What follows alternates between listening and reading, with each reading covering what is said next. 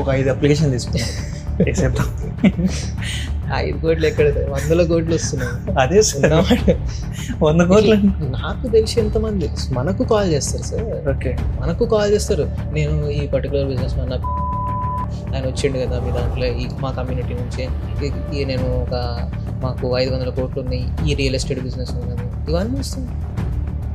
నేను I own this pharma company, so you know one student from MBBS cracked UPSC from your institute, we saw her name, can you share their contact details, ఇట్లా అడుగుతూ ఉంటారు. ఇలా పిచ్చేంద్ర బాబా కానీ నడుస్తుంది. యూపీఎస్లో biggest లై ఏమనిపిస్తుంది సార్ మీకు? అంటే ఎవరైనా చాలా రకాలుగా చెప్తారు, ఇది అది ఇది అని అంటారు, కానీ బట్ మీకు అనిపించేది ఇది లైరా బాబు, ఇది నమ్మకండి ఎవరు అనే థాట్ ఏది ఉంటుంది మీకు? ఇంతమంది స్టూడెంట్స్ని చూసి, నేను ప్రిపరేషన్లో ఉన్నప్పుడు నా ఫ్రెండ్స్ని చూసి, లేదా నా ప్రిపరేషన్ ప్రాసెస్లో one thing I realised is, what was the biggest lie is, చిన్నప్పటి నుంచి ఇంటెలిజెంట్ స్టూడెంట్ అయితే IAS అవుతాడు, IPS అవుతాడు, సక్సెస్ సాధిస్తారు. లేదా సివిల్స్లో సక్సెస్ సాధించాలంటే స్కూల్ లెవెల్ నుంచి ఓరియంటేషన్ ఉండాలి, ఇంటెలిజెన్స్ ఉండాలి, ఫుల్ ఫోకస్డ్గా ఉండాలి, మూవీస్ చూడని వాళ్ళు, లేకుంటే మిగతా యాక్టివిటీస్లో వాడు IAS అవుతాడు. ఈ perspective, this is the biggest లై. సివిల్ సర్వీసెస్ ఎగ్జామినేషన్ సిలబస్ చూస్తే it requires a generalist administrator, right? It does not require any specialisation. So మీకు ఒక జనరల్ అవేర్నెస్ ఉంటే, కష్టపడే తత్వం ఉంటే, క్లారిటీ ఉంటే, మీ గోల్ పైన మీకు ఫోకస్ ఉండి, ప్రజల కోసం ఏమైనా చేయాలి, సమాజంకి ఒక ఇంపాక్ట్ క్రియేట్ చేయాలి, సమాజంలో ఉన్న ప్రాబ్లమ్స్ని మార్చాలి, సిస్టంలో ఉండి నేను ఒక పాజిటివ్ ఇంపాక్ట్ క్రియేట్ చేస్తా అనే ఒక ఉద్దేశం ఉన్న ప్రతి యావరేజ్ స్టూడెంట్ కూడా సివిల్ సర్వీస్లో సక్సెస్ సాధించవచ్చు. మీరు UPSC నోటిఫికేషన్ చూసుకుంటే క్వాలిఫికేషన్ ఏంటండి? UPSC క్వాలిఫికేషన్ ఏంటో తెలుసా sir? Any graduate 21 years age, ఒక డిగ్రీ, అది బీటెక్కా, MBBSఆ, IITయా, లేకుంటే BAనా, సంబంధం లేదు. ఎనీ డిగ్రీ హోల్డర్, ఎన్ని మార్క్స్ వచ్చిన డిగ్రీలో, డిగ్రీ పాస్ అయినవా చాలు. ఈ పారామీటర్ ఉంటే నువ్వు సివిల్స్ అటెంప్ట్ చేయవచ్చు. ఎందుకు పెట్టారు అట్లా? ఒకవేళ ఇది కాకుండా, ఒకవేళ గవర్నమెంట్కి నిజంగా ఇంటెలిజెంట్ పీపులే కావాల్స్తే, స్మార్ట్ పీపులే కావాల్స్తే, ఒక పర్టికులర్ లెవెల్ ఆఫ్ ఎక్స్పర్టీస్ ఉన్నోలే కావాల్స్తే, గవర్నమెంట్ ఒక యూనివర్సిటీ ఆఫ్ ఎక్సలెన్స్ క్రియేట్ చేసి అక్కడి నుంచి డైరెక్ట్ రిక్రూట్మెంట్ చేస్తుంది. ఇంత ప్రాసెస్ ఎందుకు? ఒక ప్రిలిమ్స్, మెయిన్స్, ఇంటర్వ్యూ, ఇవన్నీ ఎందుకు? So any person, if you want to create a difference, you can definitely prepare for UPSC. నేను ఒక ఎగ్జాంపుల్ కూడా చెప్తా. రీసెంట్గా గుజరాత్లో, అహ్మదాబాద్లో ఒక స్మాల్ డిస్ట్రిక్ట్ నుంచి ఒక IAS officer 10th class mark sheet viral అయింది. ఓకే, ఆయన మార్క్స్ 10th క్లాస్లో చూసుకుంటే మ్యాథ్స్లో 35, ఓకే, ఇంగ్లీష్లో 35 లేదా 40, అన్ని మార్క్స్ అట్లాగే ఉన్నాయి. జస్ట్ పాస్ అంటే పాస్ కావడం కూడా చాలా డిఫికల్ట్ ఉండిండొచ్చు.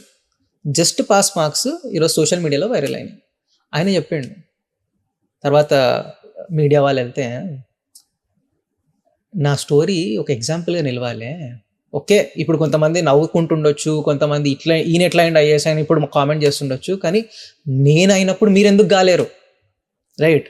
సో 10thలో యావరేజ్, గ్రాడ్యుయేషన్లో యావరేజ్ స్టూడెంట్, లేకుంటే టాకింగ్ స్కిల్ లేదు, రైటింగ్ స్కిల్ లేదు, లేకుంటే ఇంగ్లీష్ మీడియం నుంచి వచ్చారు, తెలుగు మీడియం నుంచి వచ్చారు, డబ్బులు ఉన్నోళ్ళే సివిల్ సర్వెంట్స్ అవుతారు, ఇదంతా కాదు.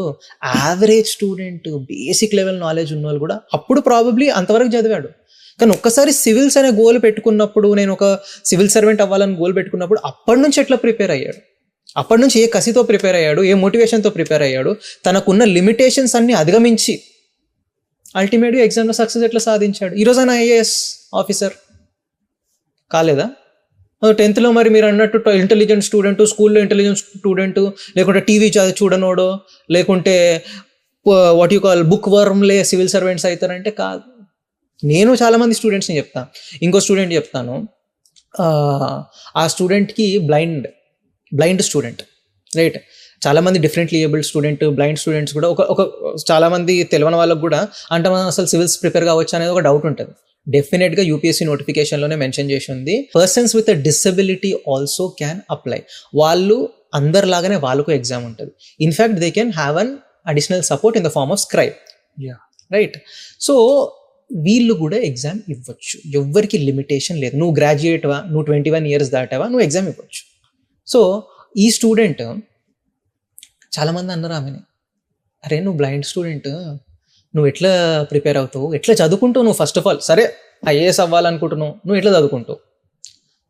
నేను చూడలేను నిజమే, కానీ నాకు వినడం వచ్చు, రాయడం వచ్చు, నా చేతులు పనిచేస్తున్నాయి.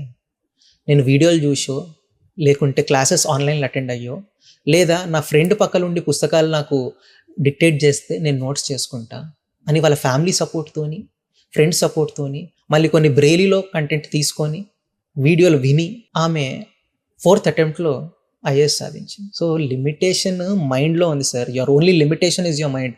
నువ్వు అనుకుంటే నువ్వు సాధించగలుగుతావు.